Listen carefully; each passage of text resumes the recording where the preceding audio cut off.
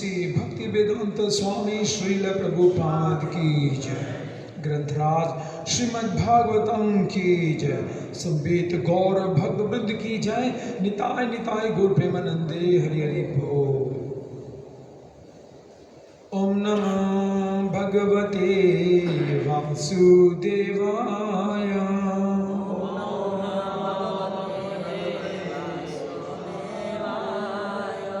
ओम नमो भगवते वासुदेवाय।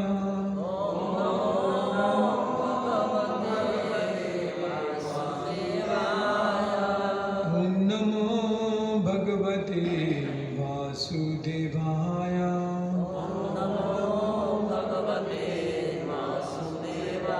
ग्रंथराज श्रीमद् भागवतम, यह है 10वां स्कंद और इस स्कंद का नाम है परम पुरुषार्थ। अध्याय 15 और अध्याय का नाम है धेनुकासुर का वध और श्लोक संख्या 27। तो पहले शब्दार्थ मेरे पीछे दोहराइएगा। एवं इस प्रकार सुहृद अपने मित्रों के वचः शब्द श्रुत्वा सुनकर सुहृद मित्रों को प्रिय हर्ष चिकीर्षया प्रदान करने की इच्छा से प्रहस्य हंसकर जगमतुः दोनों गए गोपे ग्वालपालों के द्वारा व्रतो घिरे हुए तालवन तक प्रभु दोनों स्वामी। श्लोक का उच्चारण कीजिएगा। एवं सुहृद वचः श्रुत्वा सुहृद प्रिय चिकीर्षया प्रहस्य जगमतुर गोपव्रतो तालवनं प्रभु। एवं सुहृद वचः श्रुत्वा सुहृद प्रिय चिकीर्षया प्रहस्य जगमतुर गोपेर व्रतो तालवनं प्रभु। एवं सुहृद वचः श्रुत्वा सुहृद प्रिय चिकीर्षया प्रहस्य जगमतु गौर गोपेर व्रतो तालवनं प्रभु। एवं सुहृद वचः श्रुत्वा सुहृद प्रिया चिकीर्षया रहस्य जगमतु गोपये ऋतौ तालवनं प्रभु। एवं सुहृद वचः श्रुत्वा सुहृद प्रिय चिकीर्षया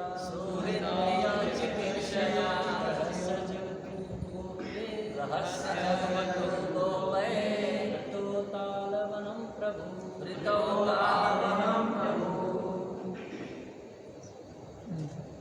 माता जी।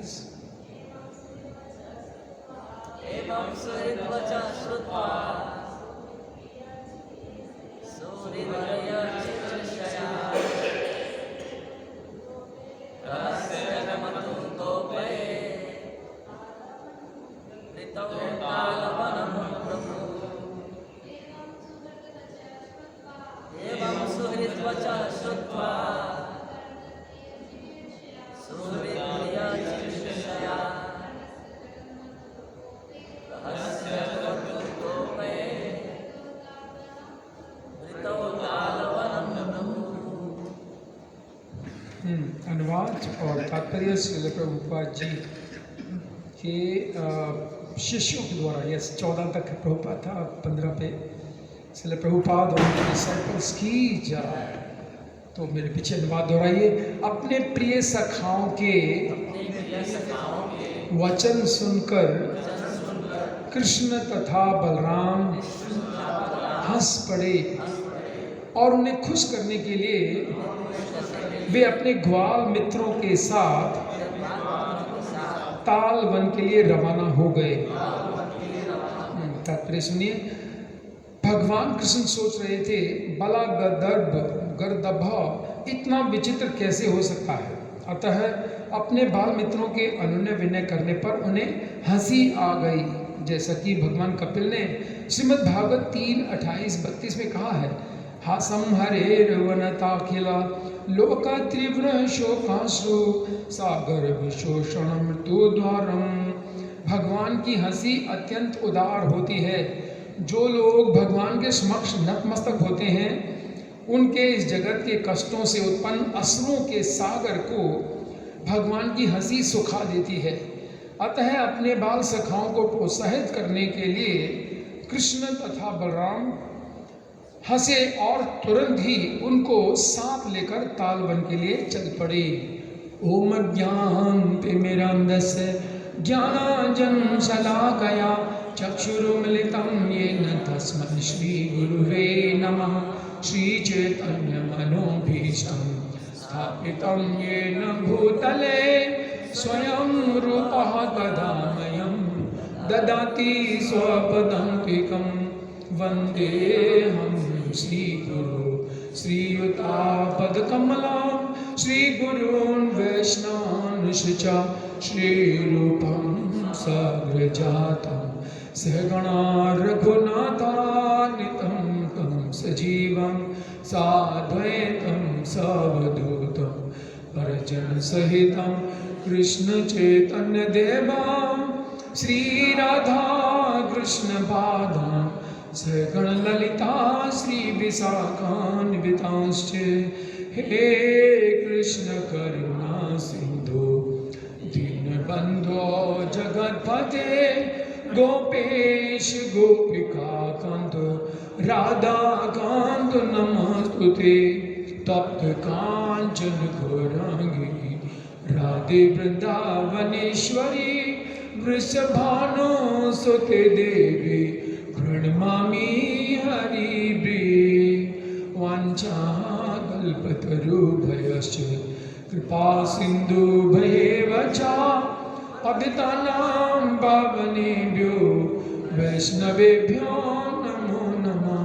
श्रीकृष्ण चैतन्य प्रभु नित्यानन्द श्री अद्वैत गदाधर शिवासादि गौर भक्तवृंद।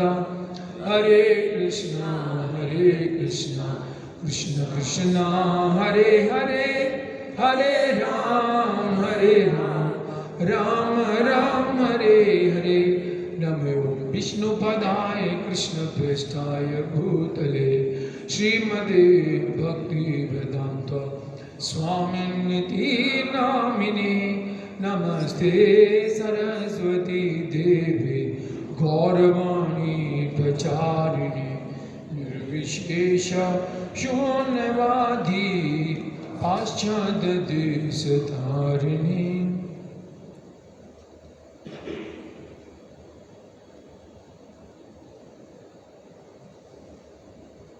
हरे कृष्णा।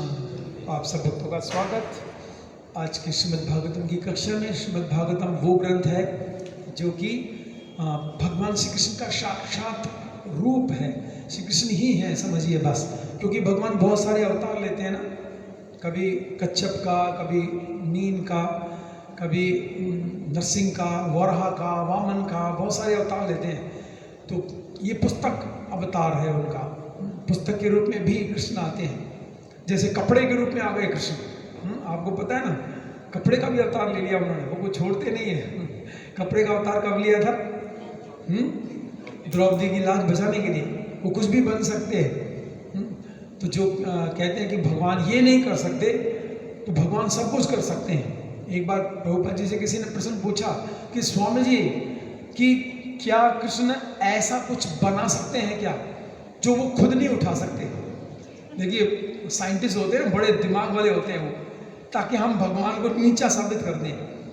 ऐसा प्रश्न पूछ लिया, मतलब अगर प्रभुपाद ये कहें कि नहीं बना सकते तो कृष्ण अपूर्ण है, नहीं उठा सकते तो कृष्ण अपूर्ण है। दोनों में फंसा दिया प्रभुपाद को पूछने वाले ने कि क्या कृष्ण ऐसा कुछ है जो वो बना दें और खुद ना उठा पाए। अब प्रभुपाद जी क्या उत्तर दें? प्रभुपाद जी ने कहा कि कृष्ण पहले बना देंगे और फिर बाद में उठा भी देंगे, मतलब थोड़ी देर के बाद उठा देंगे।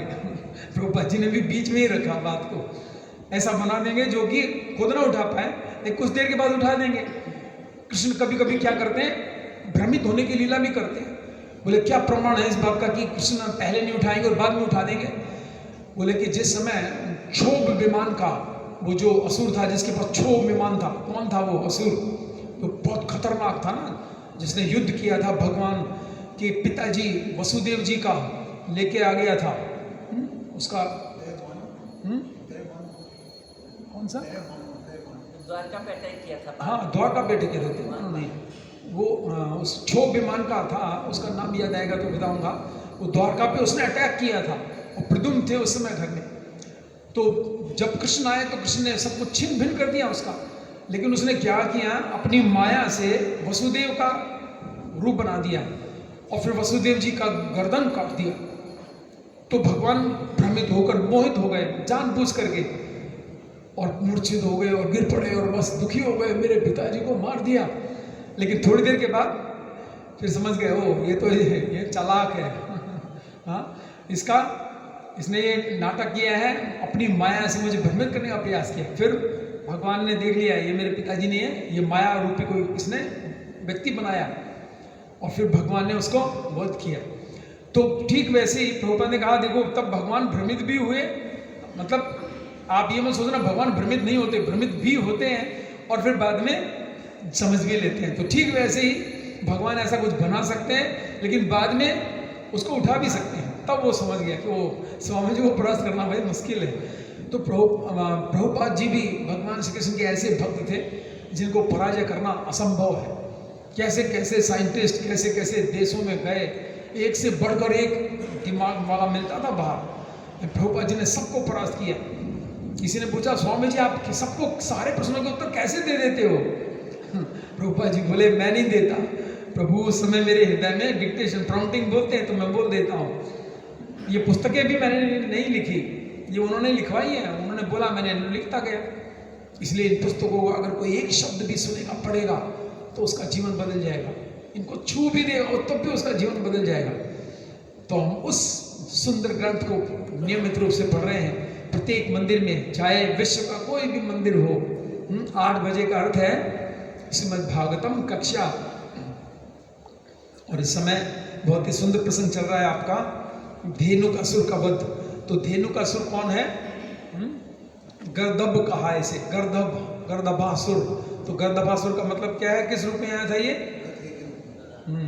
गधे के रूप में आया था। तो हमारे गुरु महाराज कहते थे कि असल में ये सारे असुर गधे ही होते हैं। जितने असुर हैं ये सब गधे ही होते हैं बस।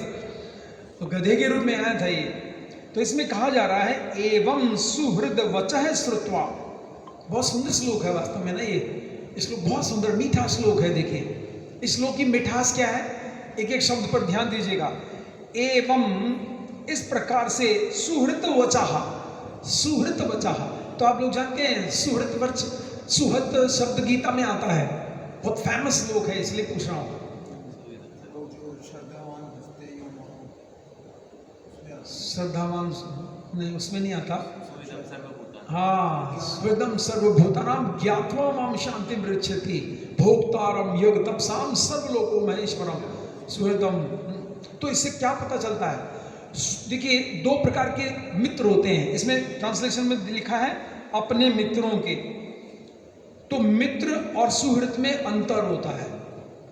एक मित्र होता है आपने अच्छा किया, उसने भी अच्छा किया, उसने बुरा किया तो आप भी फिर अच्छा नहीं करते, उससे दूर हट जाते हो।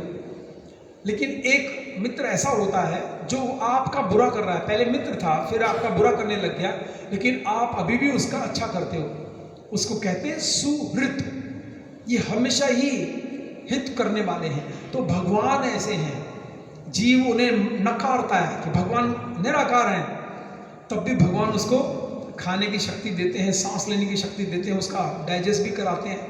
अहम वैश्वानरो, मैं पाचन वो बन करके अग्नि क्या करता हूँ, उसका भोजन डाइजेस्ट कराता हूँ प्रत्येक के।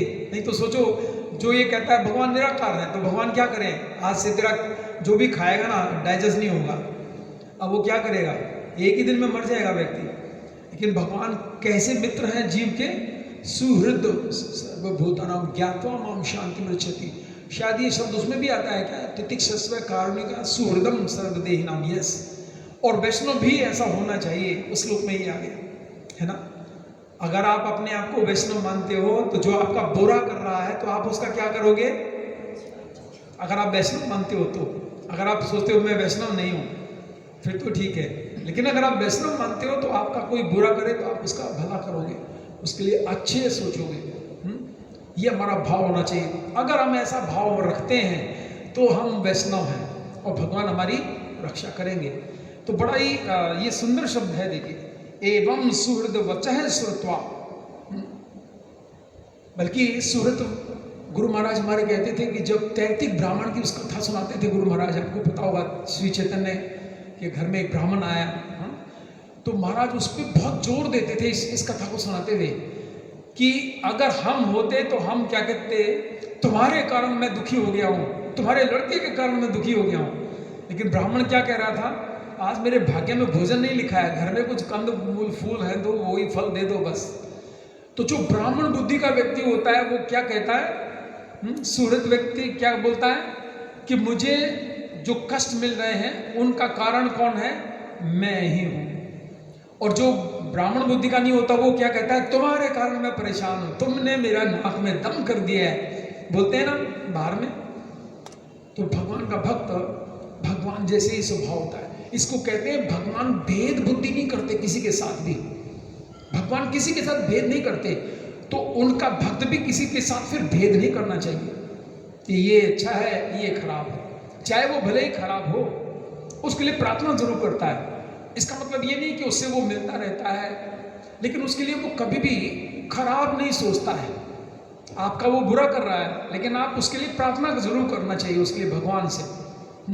जैसे हमारे सेंटर में हम लोग एक लोकल टेंपल में कर रहे थे मंगल आरती वहाँ पर, तो कुछ लोगों को दिक्कत हो गई, तो मैंने फिर लास्ट डे में सबसे प्रार्थना बुलवाई कि हे भगवान श्री कृष्ण जिनको भी हमारी मंगल आरती की नजर लग गई है तो हे प्रभु उनका भला करना, हे प्रभु उनका भला करना, और उन्हें इसी जन्म में अपने धाम बुला लेना। तो हमें ऐसे स्वभाव में रहना पड़ेगा, नहीं तो हम कोस भी सकते हैं ये दुष्ट है, इसकी टांग टूटनी चाहिए, तो फिर हम वैष्णव नहीं है, देखिए, है ना।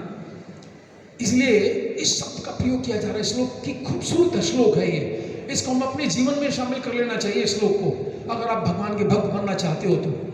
अगर आप भगवान के भक्त नहीं बनना चाहते तो इस श्लोक से दूर रहिए। एवं देखिए, अब देखिए इसकी मिठास, एवं सुहृद वचः, अपने सुहृतों के वचनों को सुनकर, दो बार आया इसमें ये शब्द ना, सुहृत भक्त के लिए भी आया है। इसका मतलब है भगवान के साथ वो इसीलिए खेल रहे हैं, वो भी कभी सुहृद थे।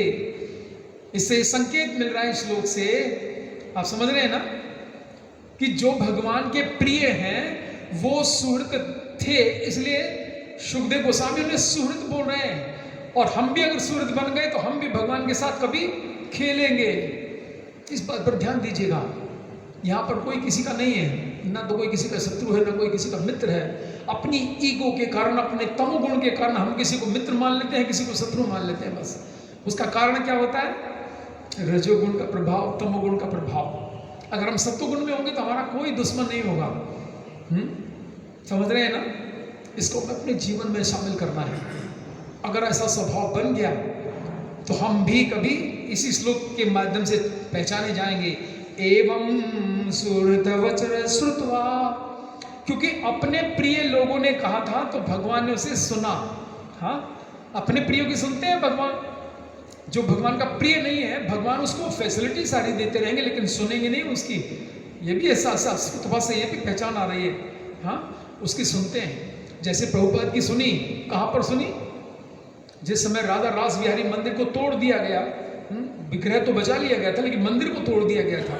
तो प्रभुपाद ने क्या कहा, हे राधा रास बिहारी जी, मैं आपके लिए बहुत सुंदर महल बनाऊंगा, चाहे कुछ भी करना पड़े मुझे। तो प्रभुपाद की आवाज भगवान तक पहुंच गई और आज हम देखते हैं भारत के इतने सारे मंदिरों में से एक यूनिक टेम्पल बना वहाँ पर हेवन ऑन अर्थ का राधा रास बिहारी। हाँ, हेवन बोलते हैं। Heaven, yes. देखिए प्रभु जी बता रहे हैं कि इस मंदिर को स्वर्ग का दर्जा दिया गया। वास्तव में मुझे भी 2 बार कक्षा देने का सौभाग्य मिला वहाँ के भक्तों को, और वहाँ पर कितने सारे डिवोटीज आते हैं, सन्यासी महाराज बैठे होते हैं पीछे आगे, इतने डिवोटीज। जुहू वैसे भी फेमस है बॉम्बे में ना, सारे फिल्म स्टार्स भी वही हैं, तो हमारे स्टार क्यों ना हो वहाँ पर। हाँ, श्री श्री राधा मदन गोपाल देव भगवान की जय, श्री श्री गौर निताई देव भगवान की जय। तो इससे पता चलता है ना। हाँ, देखिए सारे फिल्म स्टार वहाँ हैं, सुपरस्टार भी वही हैं। बताते हैं ना, भारत का सुपरस्टार अमिताभ बच्चन का मकान वही है, सामने ही है, बिल्कुल 4 कदम की दूरी पर। तो संसार के स्टार क्यों ना हो वहाँ पे। तो प्रभुपाद ने वचन दिया तो भगवान ने सुन लिया। तो भगवान शुद्ध भक्तों की पुकार सुनते हैं। जैसे प्रभुपाद ने गुरु महाराज को बोला कि जाओ दिल्ली में जाकर के प्रचार करो, मंदिर बनाओ। 1 दर्जन मंदिर बोला था, 1 दर्जन बोला था गुरु महाराज को, लेकिन गुरु महाराज ने 1.5 दर्जन मंदिर दिए प्रभुपाद को। और अब हमारे जो टेम्पल प्रेसिडेंट है प्रदुम प्रिय प्रभु, वो कह रहे हैं कि कम से कम 108 मंदिर बनाऊंगा मैं गुरु महाराज की प्रसन्नता के लिए। देखिए 108 मंदिर बनाऊंगा इसी दिल्ली एनसीआर में। जिसमें से वो 3 मंदिर बना चुके हैं अभी। इस्कॉन चांदनी चौक, इस्कॉन करोल बाग का उद्घाटन है, आपको पता होगा शायद। इस्कॉन करोल बाग में मंदिर बनने जा रहा है। यहाँ पर 30 तारीख से और 2 मई तक ही प्रोग्राम चलेगा। और एक और मंदिर वो लेने जा रहे हैं जहाँ पर शायद सुर्पणखा की नाक काटी गई थी। बहुत ही विशाल मंदिर है। कहते हैं ये औरंगजेब ने बनवाया था ये मंदिर, नासिक के अंदर। हाँ, तो कहते हैं कि बाकी सारे मंदिर उसने तोड़े थे, लेकिन एक मंदिर उसने बनवाया था, क्योंकि वो बहुत बीमार पड़ गया था। ये मंदिर जब उसने तोड़वाया, वो समझ गया कि यहाँ कुछ विशेष है, तो वो बहुत ही विराट मंदिर है। तो कहते हैं उसको लेने की बात चल रही है। तो बहुत जल्दी मंदिर बना रहे हैं प्रभु जी। मतलब 1 साल में 2 मंदिर तो खड़े कर दिए, अब तीसरे का उद्घाटन की बारी है। तो कहने का तात्पर्य क्या हुआ कि अगर हमारे अंदर शुद्धता होगी, सुहृद स्वभाव होगा। याद कर लीजिएगा 1 मिनट के अंदर अपने अपने दुश्मनों को, जिनको देखते ही आपका मूड खराब होता है ना, ये दिखते ही तो मेरे अंदर में ऐसा लगता है इसकी पिटाई कर दूं। उनके लिए प्रार्थना करने का भाव मन को समझा लेना चाहिए भैया। बाइबल में कहता है ना, hate the sin not the sinner. पापी से नफरत नहीं करनी है, पाप से नफरत करनी है। तो इसलिए कह रहे हैं एवं सुहृद वचः श्रुत्वा। अब फिर से ये सब भगवान के लिए आ रहा है, भक्त के लिए पहले आया एवं सुहृद वचः।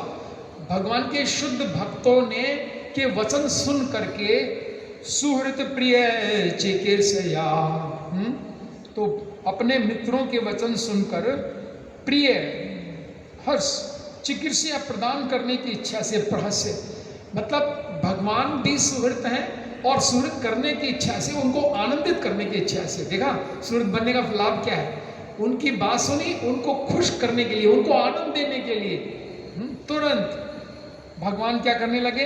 क्या शब्द है, ध्यान दीजिए, पढ़ के बताइएगा, आपके सामने है।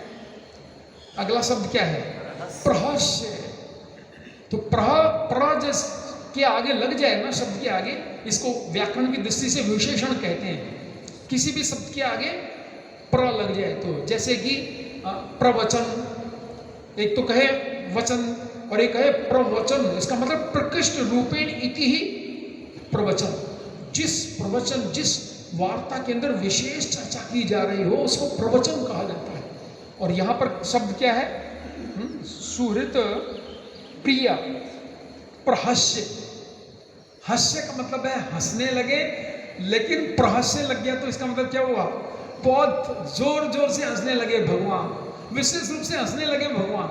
सामान्यतः भगवान का जो मुखमंडल है ना, वो जानते कैसा है, भगवान का मुखमंडल है कि भगवान जैसे अभी हंसने वाले हैं, हंसते नहीं हैं। सामान्यतः आपने मंदिरों में देखा होगा, भगवान का जो मुखमंडल है वो ऐसा है, इसी को कहेंगे मुस्कान युक्त, हंसने वाले हैं। जैसे श्री रामचंद्र जी का मुखमंडल का, वाल्मीकि जी कहते हैं कि श्री रामचंद्र जी का मुखमंडल ऐसा था कि जैसे अभी हंसने वाले हैं, उससे थोड़ी देर पहले जो भाव होता है हमारा, अब आपने देखा है वो दृश्य, आप हंसने वाले हो जोर से, लेकिन अब उससे पहले जो चेहरे पे जो रौनक आती है, वो मुखमंडल था श्री रामचंद्र जी का। और भगवान का भी यही है, ऐसा मुख। लेकिन यहाँ पर भगवान ऐसे नहीं है, भगवान हंसने लगे। और हंसने क्यों लगे? क्योंकि उन्होंने क्या कहा था, पीछे आपने सुना होगा, क्या कहा था, ऐसी क्या बात बोली थी उन्होंने, मित्रों ने, कि हमें भूख लगी है, ये कहा होगा ना, हे कृष्ण हमें भूख लगी है। तो भगवान हंसने लगे, अरे ये कोई हंसने की बात है भाई, भूख लगी है तो खाना खिलाओ। लेकिन भगवान क्यों हंसने लगे? क्योंकि पास में ही एक गधा था जिसने क्या कर रखा था, बगीचे को अपना मान रखा था।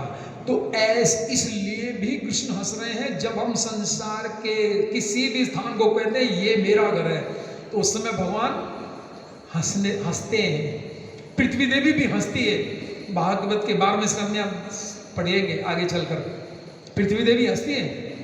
आपको याद होगा ना, जब आप कोई प्लॉट खरीद के आते हो रजिस्ट्रार की दुकान से, रजिस्ट्रार के ऑफिस से, हाँ, और बाहर निकलते ही मैंने देखा है ज़्यादातर ना वहाँ जूस की दुकान होती है, तो बाहर निकलते ही जो गवाह लेके जाते हैं उनको गवाहों को कहते हैं भाई चलो जूस पिएंगे, क्योंकि अंदर में खुशी होती है ना, भैया आज ये 500 गज मेरा हो गया, 1000 गज मेरा हो गया, चलो जूस पी लो। वैसे पिलाएंगे नहीं कभी, तो उस दिन जरूर पिलाएंगे, क्योंकि अंदर में खुशी होती है ना।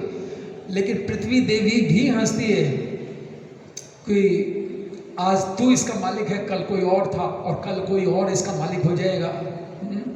पृथ्वी देवी हंसती है। पृथ्वी देवी कहती है, कोई कहता है कि ये मेरी है पृथ्वी, इतनी पृथ्वी का मालिक मैं हूँ, लेकिन पृथ्वी देवी कहती है कि हे दुष्ट, मैं किसी की नहीं हूँ, मैं केवल अपने पति भगवान श्री कृष्ण की हूँ। आज कोई मालिक है, कल कोई और मालिक होगा। तो इसीलिए प्रहस्य, इसलिए भगवान हंस रहे हैं यहाँ पर। हाँ, एक कारण तो ये था कि उसने अपने जमीन का मालिक बना हुआ है। एक कारण ही क्या था कि भूख लगी है तो उसका उद्धार करूंगा मैं, धेनुकासुर का उद्धार करूंगा। वो जन्म से कितने दिनों से, क्योंकि पिछले जन्म में ये कौन था, इसका नाम है, मैं देख करके नहीं चला, ये दुर्वासा मुनि ने श्राप दिया था इसे, और ये बेटा था शायद उत्कच नाम, नहीं साहसिक नाम है, यस याद आ गया, ये बलि महाराज का बेटा है साहसिक, ठीक है। और ये इसने क्या कर रखा था, दुर्वासा मुनि के आश्रम के पास में ही इसने बहुत स्त्रियों को इकट्ठा करके उनके साथ ये बलात्कार करता था, उनके साथ सहवास करता था। तो दुर्वासा मुनि ने देखा, अरे दुष्ट व्यक्ति ये क्या कर रहा है मेरे आश्रम के पास में, ये कार्य गधा करता है, तो गधा बन जा। तब ये चरणों में गिरा और चरणों में गिर करके क्षमा मांगने लगा। तो दुर्वासा मुनि ने कहा, गधा तो बनना पड़ेगा, लेकिन तुम्हारा उद्धार, तुम क्षमा मांग रहे हो इसलिए तुम्हारा उद्धार भगवान स्वयं करेंगे। इसका उद्धार करना था किसने, कृष्ण ने करना था, लेकिन कौन मारेगा इसको, इसको बलराम जी मारेंगे। क्यों, इसके पीछे क्या सीक्रेट है मालूम है, बलराम जी ही क्यों मारेंगे, हर बात के पीछे कुछ कारण होता है ना। इसका कारण क्या था, जिस समय प्रहलाद महाराज के पिता श्री हिरण्यकश्यपु का वध नरसिंह के रूप में भगवान ने कर दिया, तो प्रहलाद ने कहा था, हे प्रभु मेरे वंश में आप किसी को और मत मारना, बस एक हो गया और किसी को मारना नहीं। तो भगवान ने कहा ठीक है मैं नहीं मारूंगा, लेकिन मेरा दूसरा विस्तार जरूर मार देगा। वही वाली बात आ गई इस फिर से, अगर कोई दुष्ट बनेगा तो मारूंगा जरूर, लेकिन मैं नहीं मारूंगा, मेरा भाई मारेगा। तो इसलिए बलराम जी के हाथ से मरवाया धेनुकासुर को, क्योंकि पिछले जन्म में ये बलि का बेटा था साहसिक नाम का, ठीक है। तो प्रहस्य समझ गए कि भगवान हंसने लगे, हंस पड़े लिखा है इसमें ट्रांसलेशन में, लेकिन प्रहस्य का मतलब है ज्यादा जोर से हंसने लगे, जोर जोर से हंसने लगे। और इसलिए भी भगवान हंस रहे हैं क्योंकि भगवान उसे क्या खिलाने वाले हैं, लिखा है ना तालवन, तो वह बड़े मीठे फल थे उस बगीचे में, और बड़ी खुशबू आती थी उस बगीचे से, खुशबू आती थी, इतने सुंदर सुंदर फल लगे हैं। आज भी एक पेड़ है वहाँ पर, आपको आप कोई गए वहाँ पर तालवन में? एक बार हम लोग गए थे, अभी शायद 2-3 साल पहले ही वहाँ गए थे। तो हम गए उसी स्थान में जहाँ बलराम जी ने धेनुकासुर को वध किया था। तो वहाँ पर एक वृक्ष है तालवन का, बहुत ऊंचा। तो मैंने पूछा था कि क्या ये उसी समय से है? तो उन भक्तों ने कहा नहीं प्रभु जी, उस समय पे था, लेकिन बाद में वो वृक्ष चला गया, तो फिर कहीं और से ला करके उसी स्थान में एक और वृक्ष तालवन का लगा दिया गया है। तो लेकिन एक वृक्ष आज भी है उपस्थित वहाँ पर। आगे क्या कहते हैं? जगमत गौर गोपे व्रतो तालवनम प्रभु। जगमतु का मतलब है दोनों गए, गोपे का मतलब ग्वाल बालों के द्वारा। तो गोपे शब्द का भी अर्थ है गोप, गोप से गोपनीय बनता है। ये भी कोई शब्द ऐसा नहीं है जो ग्वाल गाय पालने वाले वो गोप है। तो गाय तो बहुत सारे पालते हैं, हम उनको गोप नहीं बोलते। साथ साथ उनके हृदय में बड़ी ही अंदर में आंतरिक आकर्षण था भगवान के प्रति उनका, इसलिए भी उनको गोप कहा गया। गोपी जो अपनी इंद्रियों से भगवान के माधुर्य का पान करते हैं वो कहलाता है गोप या गोपी। गो का मतलब इंद्रियां, सेंस ऑर्गन्स, और पी का मतलब पान करने वाले, किसका? कृष्ण के माधुर्य का। तो उन दोनों के साथ में गए कहाँ? तालवनम प्रभु। और प्रभु, प्रभु शब्द हम लोग भी बोलते हैं प्रभु जी, और भगवान के लिए कहा जा रहा है प्रभु जी, दोनों प्रभु। तो हम आपस में प्रभु क्यों बोलते हैं? प्रभु का मतलब है, प्रभुपाद जी कहते थे ओ माई मास्टर। मतलब हम किसी को प्रभु खाली औपचारिकता में ना बोले, हम कैसे बोलेंगे प्रभु? सचमुच में हम अपने से श्रेष्ठ माने दूसरे व्यक्ति को। ये वैष्णव का गुण होता है। अगर कोई सोचता है मैं सीनियर हूँ, 20 साल से भक्ति कर रहा हूँ, मैं इसको प्रभु क्यों बोलूँ, हाँ मैं इसको प्रणाम क्यों करूँ? लेकिन सचमुच वाला जो भक्त होता है अपने जूनियर से भी अगर वो भूल गया तो हरे कृष्ण बोलता है। ओ माय मास्टर, प्रभुपाद कहते थे। प्रभु जी हमने इसलिए इम्प्लीमेंट किया इस्कॉन में कि हर भक्त दूसरे को प्रभु बोले, मतलब ओ माय मास्टर, हे मेरे स्वामी। और यहाँ पर प्रभु का मतलब है परम भगवान, वो तो सबके ही स्वामी हैं। और प्रभु पाद का मतलब क्या है? जिन चरणों में बहुत सारे प्रभु निवास करते हैं, ठीक है, प्रभु पाद। तो ये भी एक पोस्ट है, इस प्रकार से श्लोक है। तो अपने प्रिय सखाओं के वचन सुनकर कृष्ण और बलराम हंस पड़े और उन्हें खुश करने के लिए वे अपने ग्वाल मित्रों के साथ तालवन के लिए रवाना हो गए। इसमें एक श्लोक कोट कर रहे हैं, देखिए 3:28-32। ये श्लोक हमारे मतलब का है। बहुत अच्छा किया ये श्लोक इसमें डाला गया, क्योंकि जब मैंने देखा था श्लोक खाली देखा तो मैंने देखा रहा इसमें भगवान हंस रहे हैं, ये बात आई है। लेकिन यही श्लोक मेरे माइंड में आया था जब तात्पर्य देखा, तो यही श्लोक इसमें लिखा था। इसका मतलब है बहुत बुद्धिमानी से इसका तात्पर्य लिखे गए हैं, कम नहीं है। प्रभुपाद के डिसाइपल्स भी प्रभुपाद के ही समान हैं, बहुत सुंदर भाव से उन्होंने लिखा है। यही श्लोक बहुत जरूरी था, इसी श्लोक के तात्पर्य में आना। क्या है इसका मीनिंग? इसका मीनिंग है भगवान की हंसी अत्यंत उदार होती है। जो लोग भगवान के समक्ष नतमस्तक होते हैं उनके जगत के कष्टों से उत्पन्न अश्रुओं के सागर को भगवान की हंसी सुखा देती है। तो इसका सही मीनिंग ये है। एक्चुअली इसमें थोड़ा सा अलग तरीके से लिखा है। अगर किसी व्यक्ति ने, भगवान कपिल देव बोल रहे हैं ये बात अपनी माता देवहूति को, क्या कह रहे हैं? हे माता, अगर किसी व्यक्ति ने जन्मों युगों, क्योंकि हमें मालूम नहीं हम कितने सालों से हैं इस संसार में। आपको मालूम है प्रभु जी, आप चार्टर्ड अकाउंटेंट हैं हमारे कृष्ण मुरारी प्रभु, कितने सालों से आप संसार में? कुछ नहीं मालूम ना। अगर कोई कितना बड़ा साइंटिस्ट हो, उससे पूछा जाए कितने सालों से आप इस संसार में, पता नहीं। सेलिब्रिटी से पूछे आप कितने सालों से, नहीं पता। किसी क्रिकेट प्लेयर से पूछ लेते, भैया आप तो बहुत चौके छक्के मारते हो, कितने सालों से हो संसार में, कुछ पता नहीं। और ना ये पता है कितने साल और रहना है। तो आप लोग इस प्रकार से ना सोचिएगा एक बार कि कितने युगों से मैं यहाँ पर हूँ और कितने युगों और रहना है अगर सही व्यक्ति नहीं बना तो। भगवान की इच्छा। प्रभुपाद जी का एक कोट है बहुत सुंदर। प्रभुपाद कहते हैं जब कोई व्यक्ति भगवान की इच्छा के अनुसार कार्य करना शुरू कर देता है, समझ लीजिएगा वो दिव्य अवस्था में पहुंच गया है। सरल सा सेंटेंस है, देखिए। जब कोई व्यक्ति भगवान की इच्छा अनुसार अपने जीवन यापन को चलाना शुरू कर दे तो वो दिव्य अवस्था में माना जाता है।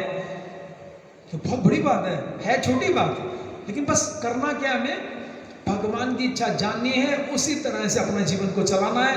तो हम क्या हो जाएंगे, ट्रांसेंडेंटलिस्ट। इसको मैंने अपने नोट्स में लिखा इस शब्द को, इस सेंटेंस को। है दिखने में बहुत सरल है ये सेंटेंस, लेकिन आप बहुत बड़ी अवस्था में होंगे, क्योंकि मन हमारे पास ना धोखेबाज है, ये कदम कदम पर धोखा देता है। वो एक हिंदी फिल्म का गाना था ना शायद, बाबूजी धीरे चलना यहाँ धोखे हैं राह में। सच बात है, कदम कदम पर ये मन धोखा देता है। अभी आपने सुन लिया, अभी आप बाहर जाओगे ना, थोड़ी देर के बाद ही आपका मन कहेगा धोखा दे दे, या इससे झूठ बोल दे, या अपनी स्मार्टनेस दिखा दे इसको। लेकिन बड़े धोखे हैं, बाबूजी जरा संभल के चलना, क्योंकि उसका नुकसान क्या होगा कि मैं उस दिव्य स्तर से नीचे उतर जाऊंगा जो ट्रांसेंडेंटल। अभी प्रभुपाद का मैं सेंटेंस सुन के आया था, समझ गए ना।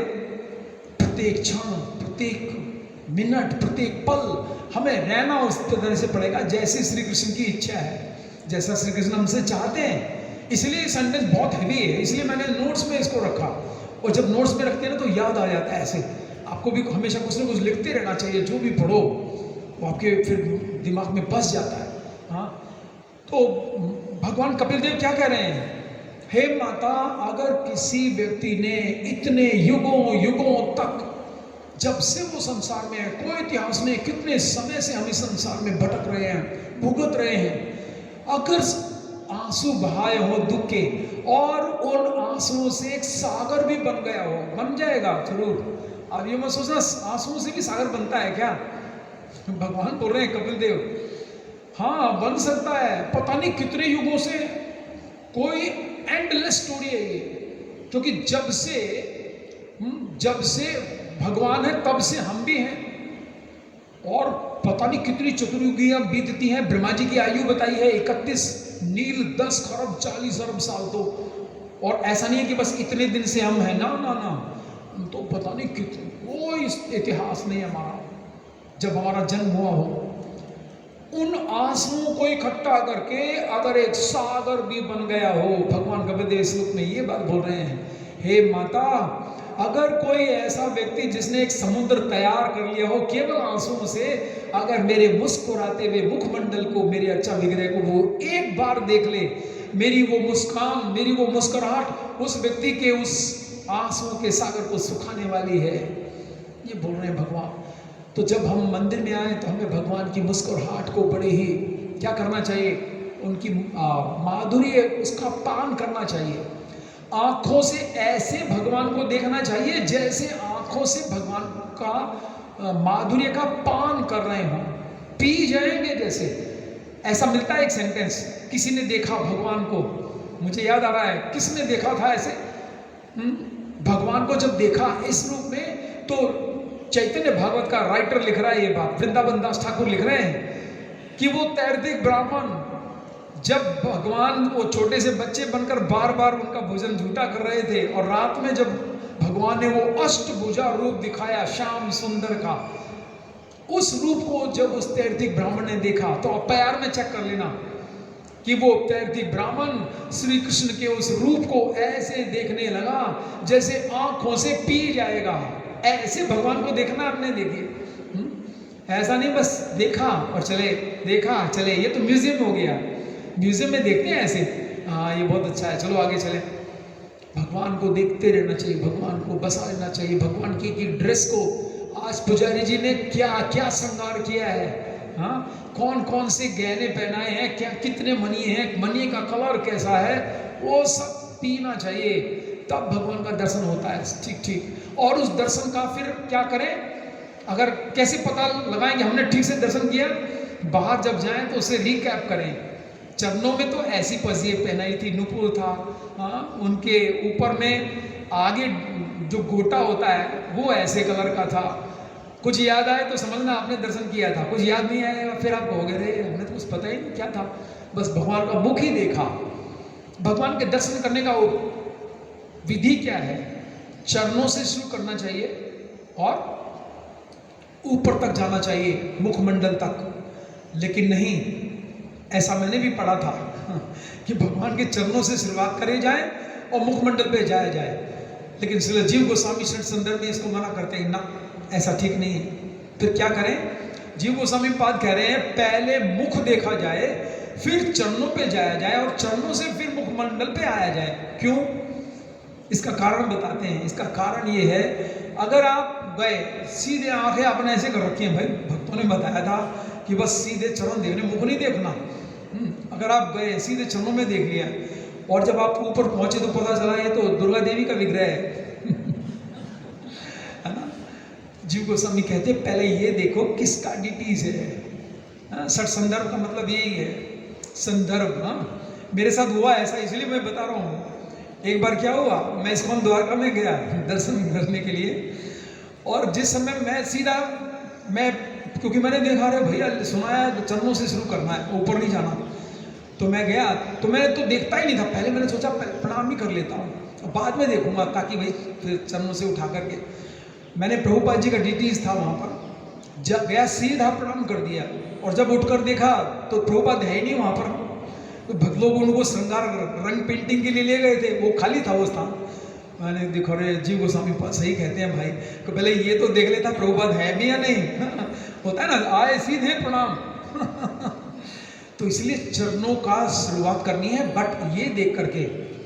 इसी तरह से जो खीर चोरा गोपीनाथ है ना, खीर चोरा गोपीनाथ को हिज होलीनेस भक्ति आश्रय वैष्णव महाराज बता रहे थे कि बहुत सालों तक लोग माता की पूजा कर रहे थे, उन्हें माता का श्रृंगार करके, पता ही नहीं था ये खीर चोरा गोपीनाथ है।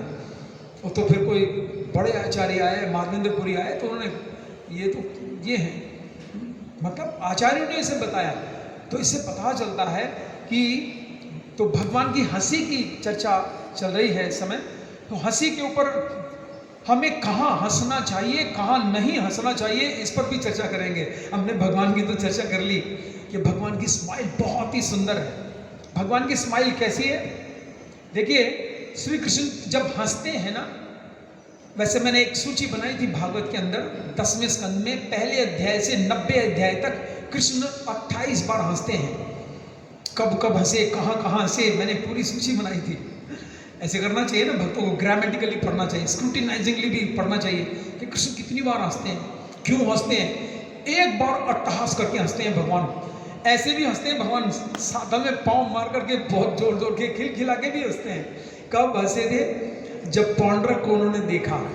पौंड्रक ने बिल्कुल कृष्ण जैसा रूप बनाया था, आर्टिफिशियल डुप्लीकेट, नकली 2 हाथ चिपका लिए और कृष्ण जैसा रूप, मोर पंख लगा लिया सब।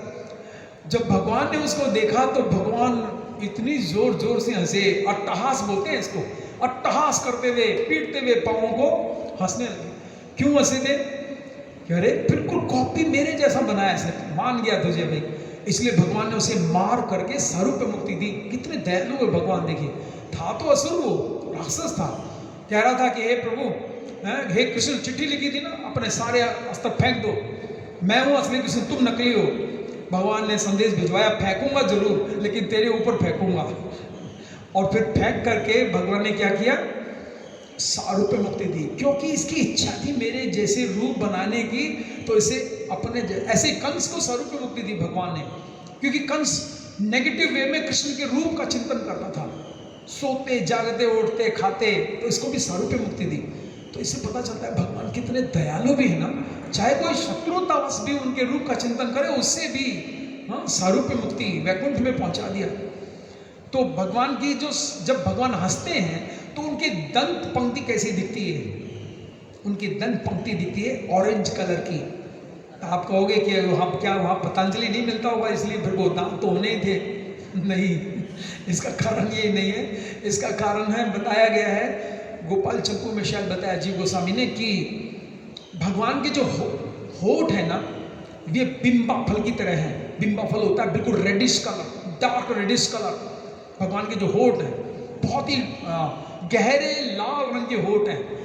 तो जब भगवान हंसते हैं, स्माइल देते हैं और रोशनी पड़ती है, तो वो जो लाली है उसकी जो छाया है वो दंत पर भी आती है, इसलिए उनके दंत भी ऐसे ही लालिमा लिए हैं। जैसे अरुण नेत्र भी उनके लाल नेत्र भी ऐसे हैं। तो भगवान हंसते हैं और बहुत ही सुंदर भगवान की जो मुस्कान है क्या क्या करती है, इसके ऊपर तो बहुत पूरा चैप्टर सप्ताह होना चाहिए भगवान मेरे पास इतना, क्योंकि 28 है ना, 28 बार भगवान हंसे तो कैसे हंसे, क्यों हंसे, इसके ऊपर पूरा एक सप्ताह हो सकता है।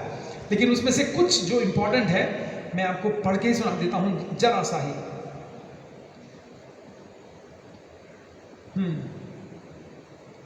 मरीचि पुत्र हंसे, अच्छा ये तो मैं भी चर्चा करूंगा। अति मधु स्मित शुक्र ने, उनकी हंसी अत्यंत मधुर है, चंद्रमा की चमकीली किरणों जैसी है। कृष्ण आमतौर पर हंसते हैं कब? जिस समय कृष्ण अपनी बंसी बजाते हैं उस समय में अपना सिर नीचे झुकाकर हमेशा हंस रहे होते हैं। क्यों हंस रहे होते हैं? ये लिखा है 10:35:5। जब भगवान बांसुरी बजाएंगे तो नीचे गर्दन कर लेते हैं, थोड़ा नीचे देखते हैं और फिर हमेशा हंसते हैं। क्यों? क्योंकि जब भगवान की बांसुरी बजती है, मेरे श्याम की बंसी जब वृंदावन में बजती है, तो एक भजन है ना ऐसा, इस भजन को मैं गाता था पहले जागरण, पहले इस्कॉन में नहीं था तो जागरण करता था। तो उसमें एक आगे बोल आते हैं, उसमें बोल आते थे कि भगत नाचते रहते हैं यहाँ। मतलब जब बांसुरी बजती है तो होता क्या क्या है, जो योगी है, महायोगी है, जो ध्यानी है, वो सब नाचते हैं, भगत नाचते हैं यहाँ, मेरे श्याम की बंसी बजती है वृंदावन में। तो भगवान की हंसते क्यों हैं, इस पर भी विचार करना चाहिए ना। नीचे गर्दन कर हंसते क्यों है? क्योंकि जब भगवान की बांसुरी बजती है तो जो स्थिर है वस्तु वो पिघल जाती है और जो पिघली है वो स्थिर हो जाती है। पक्षी अगर मुंह खोले हैं चहचहाते समय तो पक्षियों की जो चहचहाट है वो मुंह खुले के खुले रह जाते हैं उनके। जमुना जी, जमुनोत्री से लेकर जमुना जी वहां तक पूरी स्टैच्यू स्तंभित हो जाती है और जो पहाड़ हैं वो पिघल करके बहने लगते हैं। इसलिए भगवान हंसते हैं कि मेरी बांसुरी ऐसी है। हाँ, तो इस समय बांसुरी का अनुभव करना चाहिए। जब पुजारी शंख बजाते हैं ना मंगल आरती के समय, तो भक्त लोग भागते हैं ना। क्यों भागते हैं? कोई पूछे तो अरे भगवान वहीं तो रहने वाले हैं, दर्शन आधा घंटे तो खुलने वाला है भाई। भागते क्यों जब शंख बजता है? जैसे आजकल के भौतिकतावादी पहला शो देखना चाहते हैं ना, फ्राइडे को नई पिक्चर आ रही है तो पहला शो देखूंगा तो नाम लगेगा भाई पहला देखा। ऐसे ही भक्त लोग भागते हैं, ये गोपियों का भाव है। ऐसे ही भागना चाहिए। गोपियां ऐसे ही भागती थी, बांसुरी बजी भागी, एक आंख में शाही डाली है, बांसुरी बज गई तो दूसरी में शाही कौन डालेगा, भागो। तो भगवान की हंसी इस प्रकार से है। लेकिन अब थोड़ी सी चर्चा करते हैं कि भगवान तो हंसते हैं, हमें हंसना भी आवश्यक है और हंसना नहीं भी चाहिए। तो आप कुछ एग्जाम्पल्स देख। एक एग्जाम्पल है ना बड़ा ही खतरनाक, हंसने के कारण महाभारत हो गया था। कौन हंसा था?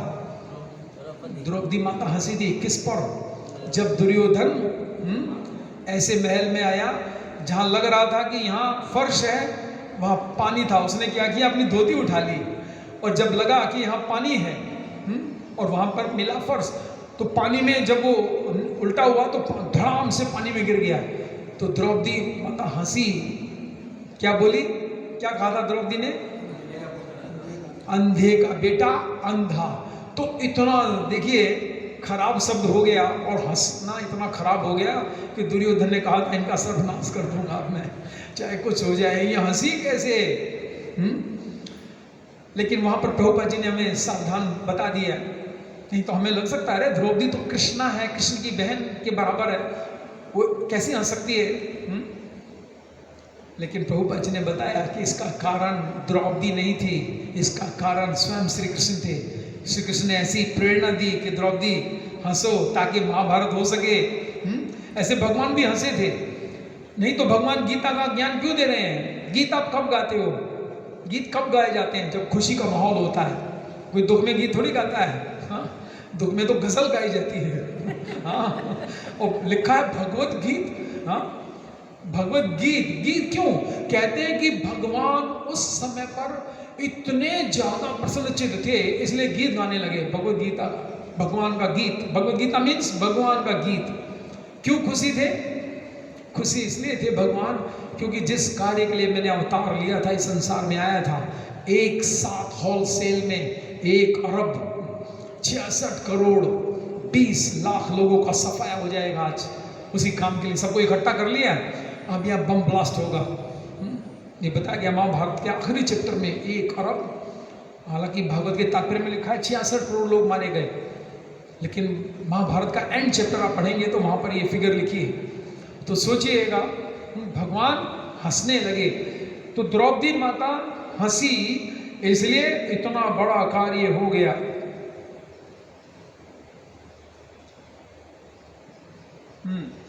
और भगवान हंसे कि गोपालक तुम इतनी जल्दी आ गए। लेकिन इसकी अब चर्चा नहीं करेंगे। जब कृष्ण सखा नाचते गाते हुए रहते थे तो कृष्ण बलराम उनकी प्रसन्नता करते हुए भी हंसते थे। मथुरा की स्त्रियों पर कृष्ण के लिए लालायित रूप से दर्शन कर रही थी और वे भी हंसी रूपी अमृत का छिड़काव कर रहे थे। जब कोई ध्यानपूर्वक भगवान का दर्शन करता है तो भगवान भी क्या करते हैं। आपको ऐसा कभी कभी अनुभव होता होगा कि आज मुझे देखकर भगवान हंस रहे हैं, आज कुछ भगवान थोड़ा गुस्से में देख रहे हैं, है ना। ऐसा अनुभव होता है ना, पुजारियों का अनुभव होगा जरूर। क्यों? क्योंकि भगवान वहां से प्रेरणा देते हैं। संपूर्ण जगत प्रसन्न हो जाए अगर श्री कृष्ण को प्रसन्न किया जाए। अगर आप चाहते हो कि आपसे सब लोग प्रसन्न रहें तो आपको क्या करना पड़ेगा? श्री कृष्ण को प्रसन्न करना पड़ेगा। प्रभुपाद ने, यस, इस बात को मैं ढूंढ रहा था। प्रभुपाद ने बताया एक स्थान में कि आज हम श्री कृष्ण की हंसी कहां देख सकते हैं। श्री कृष्ण आज भी हंस रहे हैं। कौन सा है वो स्थान? प्रभुपाद ने लिखा कि जितने भी संसार में फूल खिले हैं ना, जब भी किसी खिलते हुए फूल को देखो तो समझ लो श्री कृष्ण की ये मुस्कुराहट है। ये प्रभुपाद ने बताया अपने रियलाइजेशन से कि इस संसार में जितने भी फूल खिले हैं वो फूल क्या है? श्री कृष्ण की मुस्कुराहट उन फूलों में है। उनको देखकर हमें यही सोचना चाहिए। इसलिए आपने पढ़ी होगी, एक कविता आती थी जब हम 5वीं 6ठी क्लास में पढ़ते थे, फूलों से तुम नित हंसना सीखो। किस किसने पढ़ी थी ये पोयम? याद है? पढ़ी ना प्रभु जी? बोले हाँ पढ़ी थी। फूलों से तुम नित हंसना सीखो, इसलिए क्योंकि श्री कृष्ण मुस्कुरा रहे हैं फूलों में, तो उनसे ही सीखो। आपको भी मुस्कुराना है। अब प्रभुपाद की भी हंसी की चर्चा किए बिना हमें क्लास समाप्त नहीं करनी चाहिए, क्योंकि प्रभुपाद ही हमारे प्रेरणा के स्रोत हैं, सारी कक्षाओं के सब कुछ देने वाले हैं। प्रभुपाद एक बार ऐसा हंसे थे, उसका फोटो भी लिया गया। कब हंसे थे? जब प्रभुपाद रहते थे सैली अग्रवाल के घर में। सैली अग्रवाल के घर में गए थे ना सबसे पहले अमेरिका में, और वहां पर एक गोपाल अग्रवाल का छोटा बच्चा था जिसका नाम क्या था? ऐसे बच्चे का नाम याद रखना चाहिए, क्योंकि अभी मैं कुछ दिन पहले गया था मालती माता जी के साथ में। हम कहीं शायद मायापुर में जा रहे थे, तो मालती माता जी की एक बेटी थी ना, प्रभुपाद लीला में आती है, जिसका नाम है सरस्वती। तो मालती माता जी मिली तो मैंने मालती माता जी से एक ही प्रश्न पूछा, माता जी how old are your daughter Saraswati? तो उसने बताया कि my daughter is now 56 year old. 56। इसका मतलब है तब वो ऐसी थी 3 या 4 साल की थी जब प्रभुपाद के साथ में थी। तो सैली अग्रवाल के घर में एक छोटा बच्चा था एक, उसका नाम रखा था ब्रिज, क्योंकि गोपाल अग्रवाल का बेटा था ना। सैली तो थी अमेरिकन बॉडी, लेकिन गोपाल ब्रिज का था। इसके पिताजी ब्रिज मंडल के ही थे, मथुरा मंडल के रहने वाले थे। तो वहां पर जब प्रभुपाद ने देखा उस घर में एक छोटा सा बच्चा था, रेंग कर चल रहा था। लेकिन एक दिन वो बच्चा खड़ा हो गया, और जब वो बच्चा खड़ा हो गया तो प्रभुपाद ऐसे हंसे हैं। चित्र है क्या यहाँ पर? यहाँ तक के दांत आप देख सकते हो प्रभुपाद के, दिख रहे हैं यहाँ पर। जानते इस हंसी को क्या लिखा है सतस्वरूप महाराज ने? इस हंसी को सतस्वरूप महाराज उस कथा में लिखते हैं कि ये हंसी नहीं थी, ये जगत मोहिनी हंसी थी। इस हंसी को देखकर सारा जगत मोहित हो गया प्रभुपाद की का। और ये प्रभुपाद क्यों हंसे थे जानते हैं? इसके पीछे कारण था, क्योंकि प्रभुपाद उस समय रेंग रहे थे। कृष्ण भक्ति के प्रचार को फैलाने में सफलता नहीं मिल रही थी, लेकिन छोटा बच्चा भी रेंग रहा था जब प्रभुपाद उसके घर में गए थे, लेकिन आज ये बच्चा खड़ा हो गया।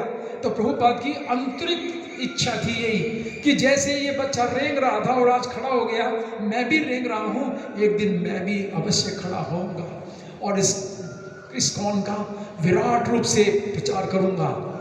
इस हंसी में वो कॉन्फिडेंस था प्रभुपाद का, जगत मोहिनी हंसी। इतनी बाँछें इसलिए खिली हुई है इस पोस्टर में, दांत इसलिए दिख रहे हैं क्योंकि आंतरिक खुशी है उनको, इसलिए जगत मोहिनी हंसी हंसे प्रभुपाद। ये बहुत खास चित्र है, इसको अपने एल्बम में रखना चाहिए भक्तों को बहुत निकट में कि प्रभुपाद सफल हुए। तो इससे हमें आशा की किरण क्या है, हम भी रेंग रहे हैं अभी, हम भी गलतियां करते हैं, हर रोज गलतियां करते हैं, सुबह गलतियां करते हैं, दोपहर करते हैं, शाम को करते हैं, लेकिन एक दूसरे वैष्णव से आशीर्वाद मांगना चाहिए कि मैं भी बहुत गलतियां करता हूँ प्रभु जी, मैं भी एक दिन खड़ा हो जाऊँ अपने पाँव पर, एक दिन मैं भी अपने पाँव पर खड़ा हो जाऊँ और अच्छे से इस कृष्ण भक्ति का प्रचार करूं और स्वयं भी कर पाऊं। तो इसीलिए हंसना भी आवश्यक है। अब पहले तो हमने चर्चा किया हंसना नहीं चाहिए। देखिए मरीचि के बेटे हंसे थे, कितना खतरनाक उनको दंड मिला। भक्तों को सोच समझ करके हंसना चाहिए। कई बार तो मैंने देखा है अगर कोई प्लेट में गुलाब जामुन, रसगुल्ला और ये सब्जी आ जाए तो कोई लोग पहले हंसने लग जाते हैं, आ जाएगा मजा आ गया आज तो, है ना। नहीं, हमें उसको ऑनर करना है, हमें प्रसाद को भोगना नहीं है। अगर आप प्रसाद को भोग की दृष्टि से ले रहे हो तो प्रसाद वाला काम नहीं करेगा, भोग वाला ही काम करेगा। ये ताम तास्तुते भजा में हम, भगवान ने कहा ना जो जिस भाव से मेरी शरण में आएगा मैं वही भाव दूंगा। तो आपको अगर बहुत अच्छे आइटम वाला प्रसाद मिल रहा है तो अंदर में खुशी मत कर लीजिएगा, वो हंसी आपके लिए नुकसानदायक हो सकती है। मरीचि के बेटे हंसे थे, किसको देख करके? ब्रह्मा जी को देख करके हंसे थे। जबकि ब्रह्मा जी ने अपने शरीर से एक स्त्री प्रकट की थी, वो तो बहुत कुछ प्रकट कर रहे थे, वो बहुत सुंदर थी। तो ब्रह्मा जी के हृदय में कुछ ऐसा काम वासना उठ गई, वो पीछे भागने लगे। लेकिन मरीचि के बच्चों ने क्या कहा, करे अपनी ही बेटी के पीछे भाग रहे हैं। अरे सारा संसारी तो उनका बेटा है, फिर वो विवाह कैसे करेंगे ब्रह्मा जी? भगवान के भी तो सारे बच्चे ही है, कोई ऐसा थोड़ी दूसरा ब्रह्मा आएगा एक बेटी बनाएगा फिर वो उससे विवाह करेंगे। इसलिए कहा गया है कि वो सही भागे थे, उनको अपनी पत्नी बनाना चाह रहे हैं, यस, उनको पसंद आई और बाद में उनसे विवाह किया भी। वाक शक्ति सरस्वती देवी वही थी। लेकिन मरीचि के बच्चों ने उसका गलत मीनिंग निकालते हुए हंसे और उसके कारण वो ऐसे फंसे कि 3 जन्मों तक राक्षस बनना पड़ा और अंत में कंस ने कितनी निर्दयता से उसे मारा। इससे पता चलता है be careful when you are laughing, है ना।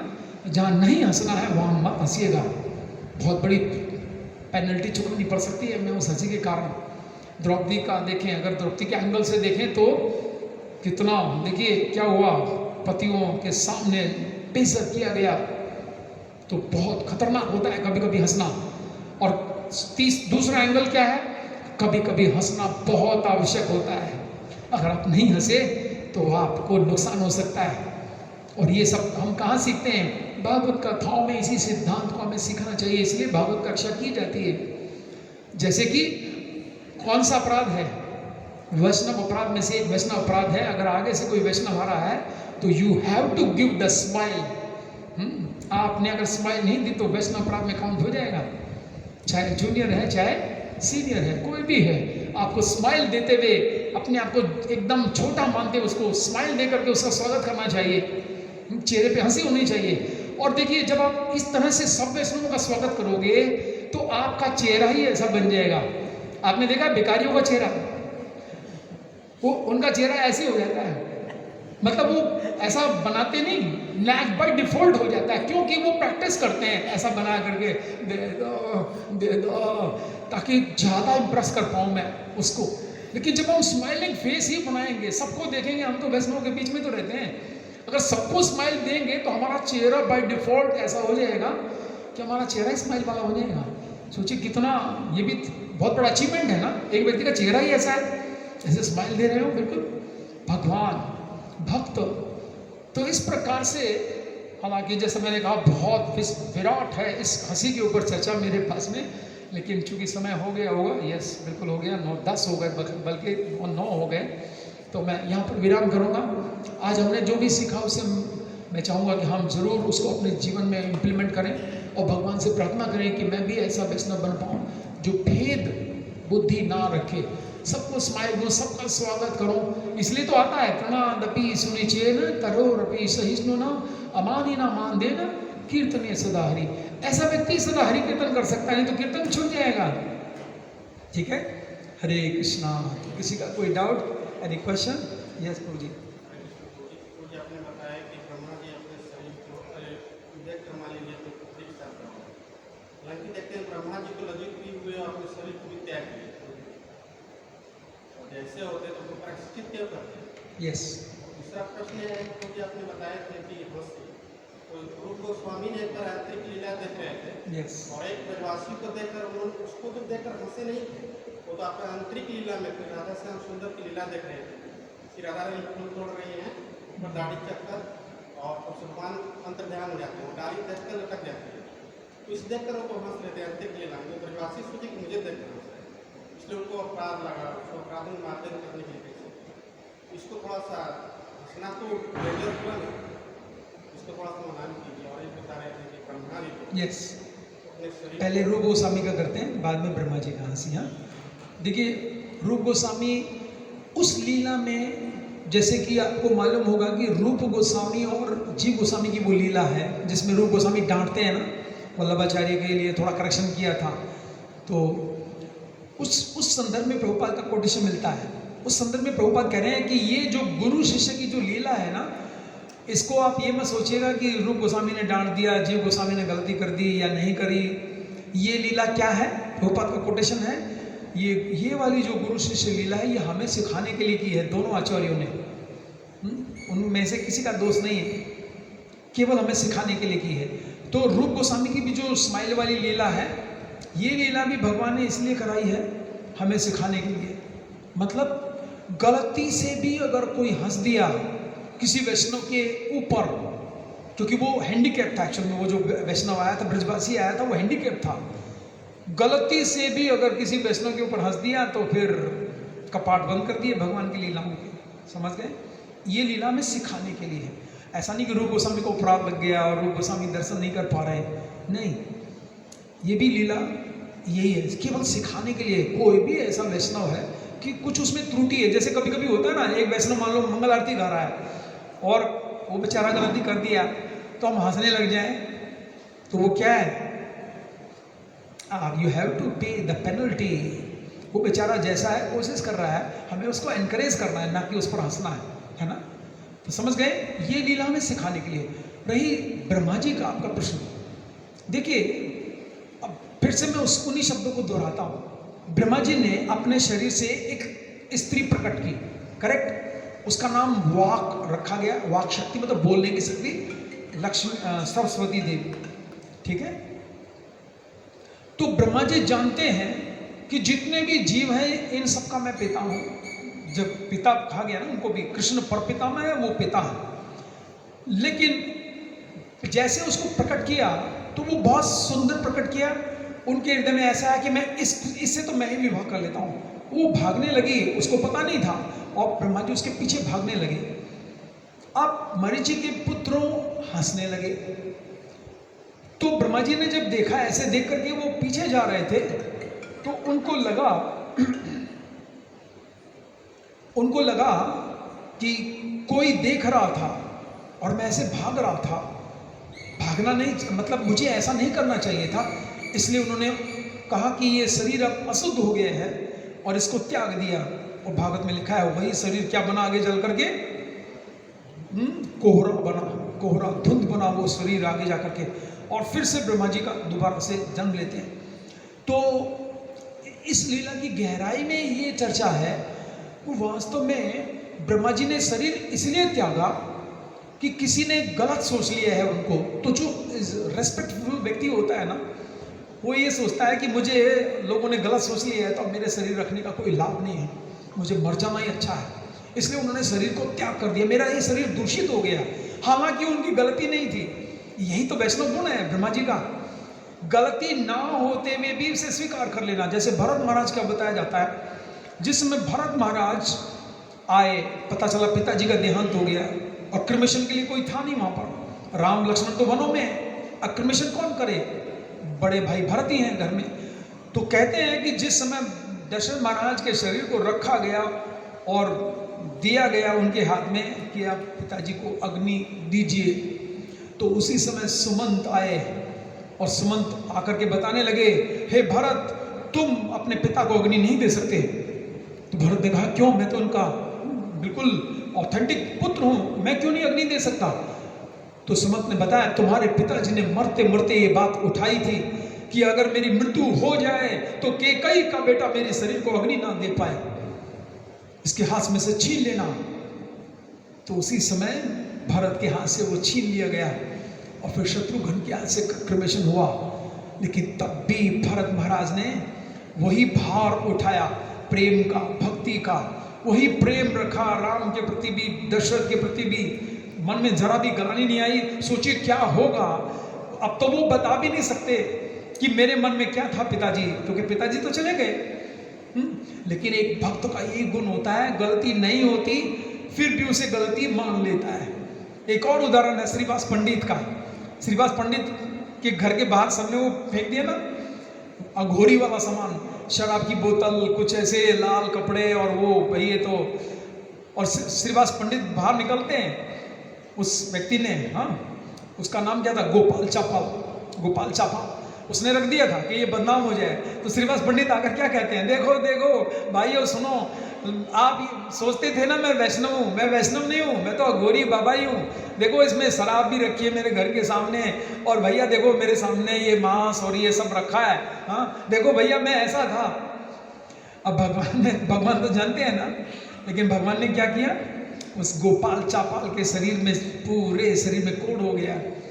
इससे पता चलता है अगर हम किसी के प्रति अपराध करते हैं तो भगवान क्षमा नहीं करेंगे। और भक्त का यही गुण होना चाहिए, भक्त का यही गुण होना चाहिए क्या, कि अगर कोई कहता है आप गलती पे हो तो हमें क्या मानना चाहिए। एक और उदाहरण देता हूं, चलिए, बहुत अच्छा याद आ रहा है क्योंकि अपने गुरु महाराज का है। जिस समय प्रभुपाद जी ने शरीर छोड़ा तो जानते क्या हुआ, उस समय बहुत ही क्रिटिकल सिचुएशन थी। वृंदावन के मंदिर में सब बहुत लोग रहते थे, प्रभुपाद के डिसाइपल्स थे, लेकिन गोपाल कृष्ण महाराज जी का सारा सामान उठा करके उनके गुरु भाइयों ने उठा करके बाहर फेंक दिया कि you Indian get out here, जितने भी उनके डिसाइपल्स थे। और गुरु महाराज ने, उनका तो स्वभाव ये था ना, वो तो करुणा की मूर्ति ही थे। वो प्रभुपाद कृष्ण कृपा मूर्ति और गोपाल कृष्ण महाराज करुणा कृपा मूर्ति। उन्होंने अपना सारा सामान उठाया, राधा दामोदर मंदिर में आ गए, और राधा दामोदर मंदिर में जब पहुंचे तो वहाँ के जितने सन्यासी थे, जानते थे महाराज को भी, कहने लगे आज का भागवत क्लास गोपाल कृष्ण प्रभु देंगे। उस समय प्रभु थे, गोपाल कृष्ण प्रभु देंगे आज का भागवत क्लास। तो बोले कि नहीं नहीं नहीं आप ही दीजिए। तो बोले नहीं नहीं नहीं महाराज, आप प्रभु जी आप देंगे आज क्लास, आप हमारे मंदिर में आए। तो गोपाल कृष्ण महाराज ने क्लास देना शुरू किया, किसी भी पॉइंट को लेकर के अपने गुरु भाइयों का 1 घंटे तक ग्लोरिफिकेशन किया। जिन्होंने उनको बाहर निकाल कर फेंक दिया था, उनका 1 घंटे तक गुणगान किया। तो कोई भक्त वहां था जो उसी समय आया था, सुन रहा था इस बात को। वो भक्त भागा भागा कृष्ण बलराम मंदिर गया, जाकर के बताया कि अरे तुमने तो उनको निकाल दिया, लेकिन पिछले 1 घंटे से इतना सुंदर गुणगान कर रहे हैं, इतने चुने हुए शब्दों से तुम्हारा गुणगान कर रहे हैं, तुमने बड़ा पाप कर दिया। तो वो सारे वैष्णवों ने मैसेज भिजवाया कि उनको लेकर आओ। और जब महाराज वहाँ गए तो सारे वैष्णवों ने दंडवत होकर प्रणाम किया। महाराज ने भी उनको दंडवत प्रणाम किया कि नहीं नहीं नहीं, आप लोगों ने जो बताई है मुझ में वो कमियां हैं, आपने मेरे प्योरिफिकेशन के लिए बताई हैं कि मैं अपने आप को सुधार सकूं। ये भाव होना चाहिए। तो ठीक ब्रह्मा जी ने इसी कारण शरीर त्याग दिया, पाप नहीं था उनका, फिर भी शरीर छोड़ दिया, गलती मान ली, एक्सेप्ट कर ली, जैसे श्रीवास ने एक्सेप्ट कर ली। तो इसलिए एक वैष्णव का स्वभाव होता है। जो वैष्णव नहीं होता वो कहता है तुम्हारे कारण मैं दुखी हूं लेकिन जो वैष्णव होता है वो कहता है नहीं नहीं मेरे भाग्य में ऐसा लिखा है। बस इतना अंतर है भक्त और अभक्त में ना। ठीक है, तो यहाँ विराम करेंगे, समय हो गया। ग्रंथ श्रीमद् भागवतम की जय, जगत गुरु श्रील प्रभुपाद की जय, निताय निताय गौर प्रेमानंदे, हरि हरि बोल। अरे इतने फ़ोन कर दिया गणेश सचिपति गुरु जी की जय